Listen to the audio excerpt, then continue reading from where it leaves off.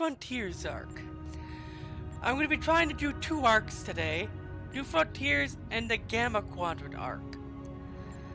I want to get as far as I can. The Lucari have launched a new starship designed for deep space exploration. While the ship is primitive, it shows great courage on their part. Such bravery in the face of the unknown is truly honorable. Of course, they may encounter hostile cultures in their travels. If we are with the Lucari, we can find honor defending them in battle, and demonstrate the benefits of an alliance with the Empire. Go now, and see if the Lucari have the strength to become worthy allies. Serve the Empire well.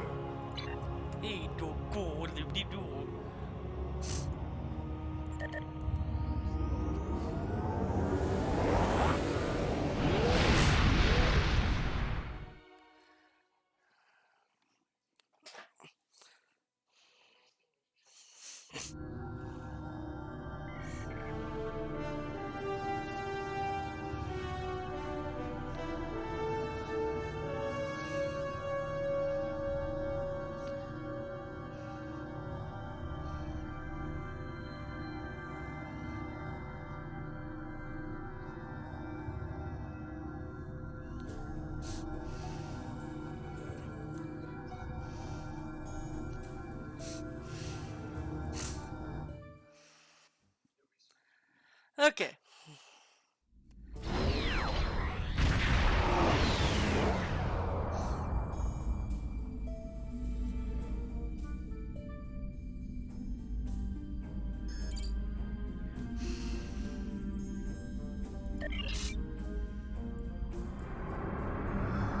My dear friend Kamarka, just think about how much I can help. I try not to think about you at all, Mardrin. Oh, hello, Mardrin. If not me, consider my wealth of useful contacts. For a small fee, I thought I'd seen the last of you. That is to say, we meet again. Come on, Mardrin. Fortunately for you, our business is with Lucari today. Oh, come now. I'm sure we can reach an agreement that is to everyone's liking. I'm prepared to offer you an exclusive, once-in-a-lifetime investment opportunity. Zach, cut the channel. Hail the Lucari. Thank you. That insistent Ferengi has been trying to make new trade deals with us since he first visited our system. Oh, everything he tries to sell is either broken or worthless. No problem, you look well, Captain. Thank you. It's good to see you again, and under much better circumstances. You'll be happy to know that our star remains stable. We've not seen any Tholian ships since the incident, thankfully. The decision to explore was somewhat controversial, however. Many Lucari were resistant to the notion. We settled this moon long ago, after we were forced to leave our dying homeworld of Kentar. It was a difficult journey for us. Once we found our new home, no one was very excited about space travel.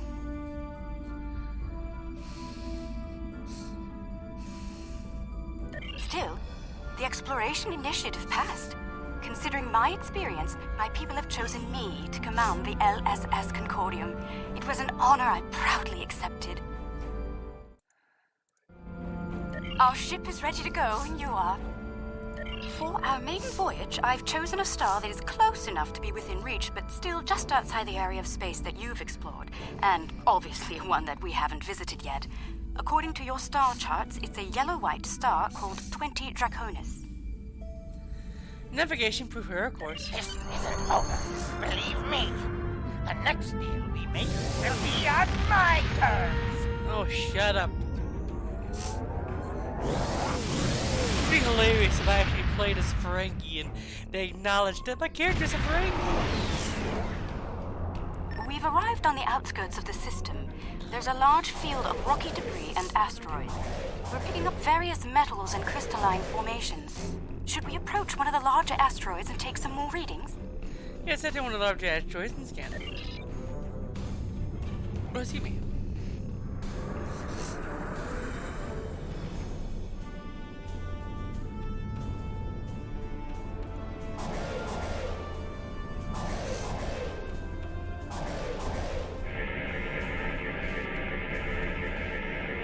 Readings coming in now. Large quantities of silicate, hematite, cadmium, iridium. Crystalline structures appear to be the result of deposits created under a heavy impact. Perhaps this asteroid was part of a larger one that broke up in a collision. Heading deeper into the field may yield more clues. Agreed. Let's head deeper into the asteroid field. Sensors are picking up some movement on the far side of the asteroid. Not simple orbiting debris either. Oh, it's those creatures, the ones that latched onto the hull of the Enterprise.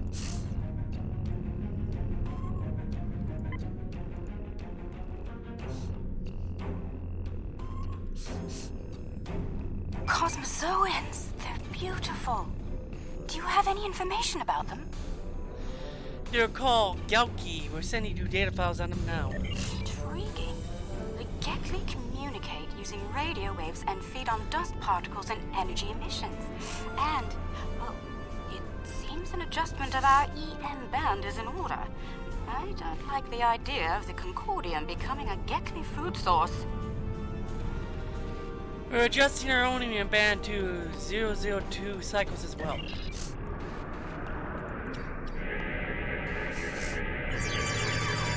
Don't want them to latch on to us. They did to the Enterprise in one episode. We've adjusted our power systems.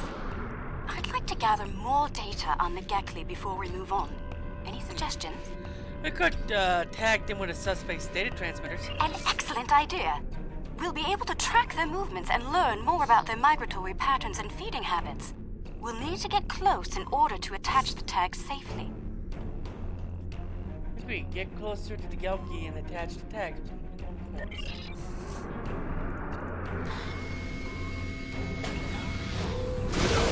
Data's coming in from the Gekli. I'd like to expand the number of tagged subjects to optimize data collection. Let's get close enough to slip in with a pod and join them in their swimming. Right. We'll fly to a Galki pod and join them with their swim through space.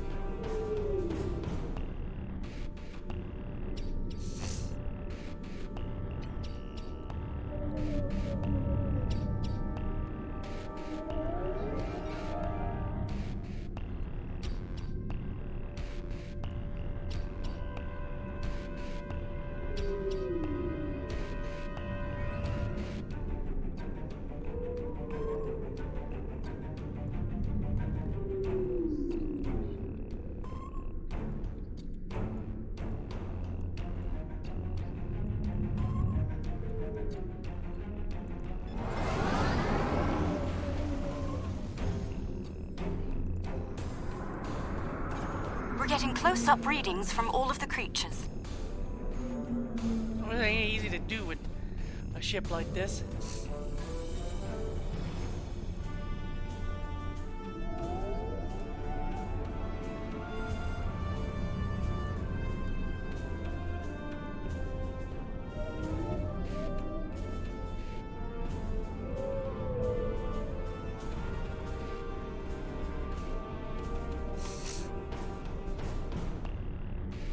They're treating us like one of their own. They're trying to talk to us with their radio waves. That was incredible. What a singular experience. We've spotted a larger group of them in an area not too far from here. This looks like a feeding ground for several Gekli pods. Let's go have a look.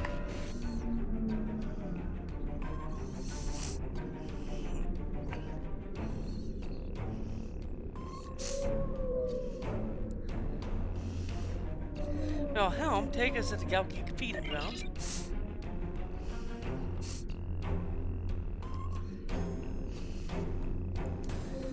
I'm happy we were seeing Galki. I never thought we'd see him again out of. He only show up once, I think. I'd also like to see Tin Man again. I'm sure they don't want to show that powerful creature that showed up one time in TNG and basically almost destroyed the Enterprise and Romulan Deradex destroyer.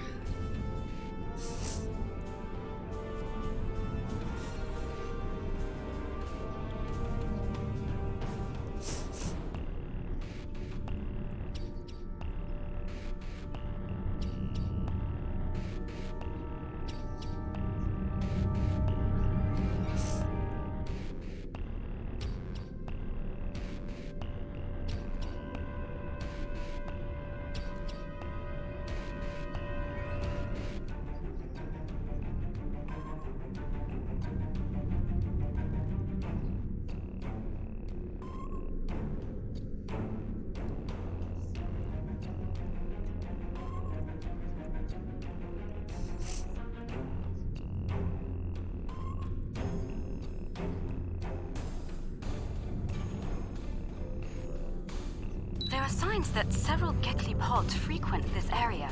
There's a lot of dust and particulate matter, but we can't see how the asteroids are getting broken down. I think there's something we're not seeing on the visible spectrum. Your ship has a stronger deflector than ours. Can you emit a particle wave? We could use that to illuminate things that might be happening in different spectra.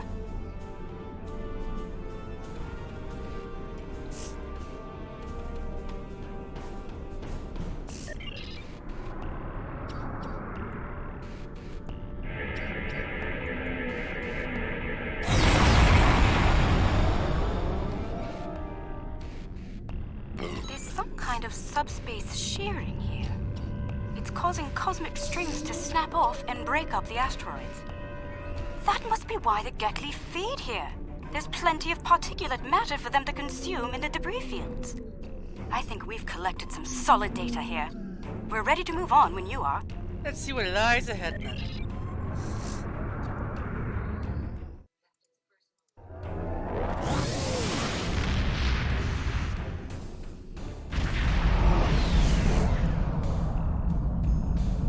Sensors are reading a swarm of comets passing by this stellar body. They look to have an orbital period of about 173 of your standard years.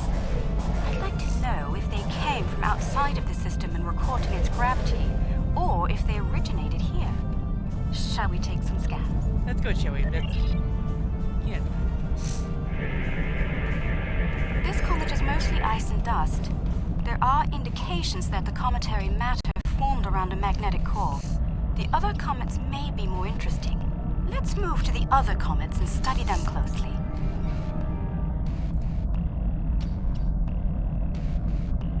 Let's check out the remaining comets.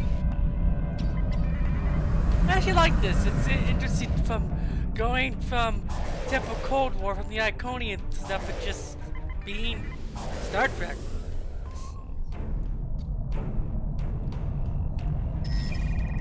Studying, seeing things.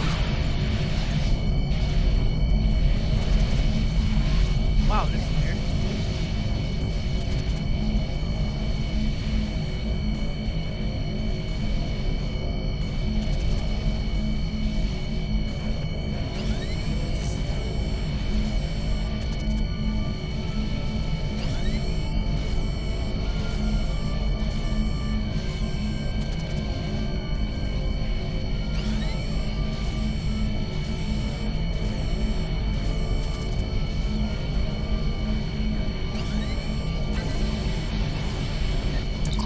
Shows signs of magnetic radioactive matter.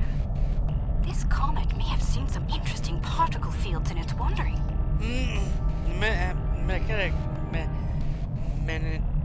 The core must have to draw in the material that forms. I know that says magnetic. For some reason, my brain didn't want to do it for a second there. My brain, you didn't want to work. No.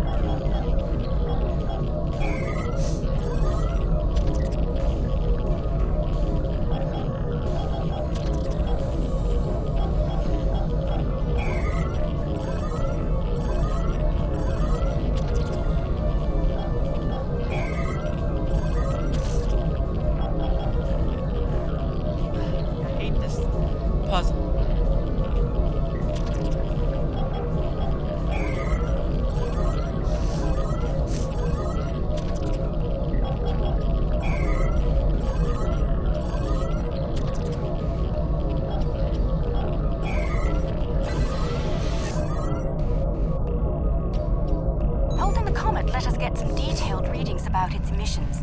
Based on the structure of its silicate crystals, it's been in a pattern. It picks up energy from its trip near the star, then loses that energy as it loops past the planets.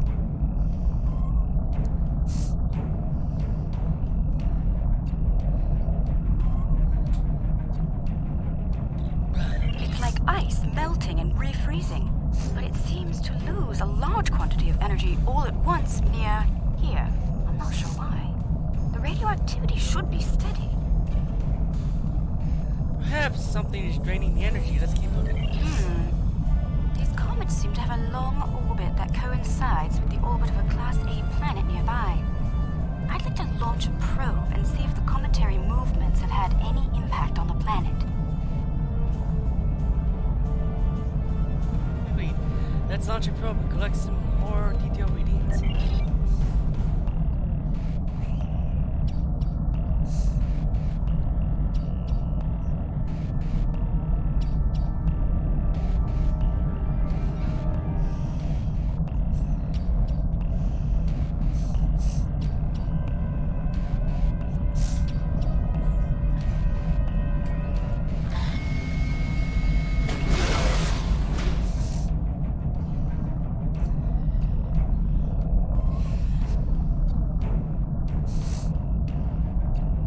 Probe data received. The planet is radiating a considerable amount of heat for its size. Nothing our shields can't handle, but I don't see any expeditions to its surface happening anytime soon. Curious. I'm picking up several large, moving sources of energy. Sensors indicate they're a life form of some kind. A Cosmozoan, but not the Gekli. I'd like to study them if we can. There it goes in. Take a look at the life forms.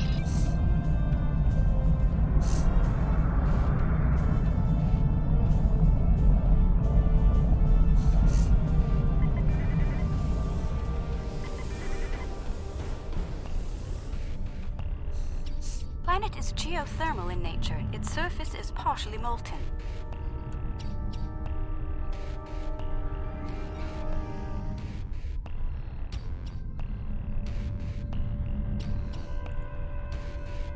No life forms detected planetside.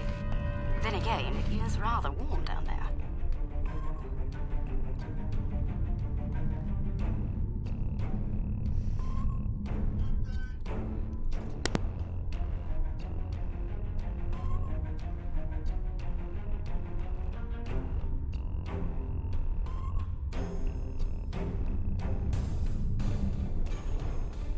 There they are.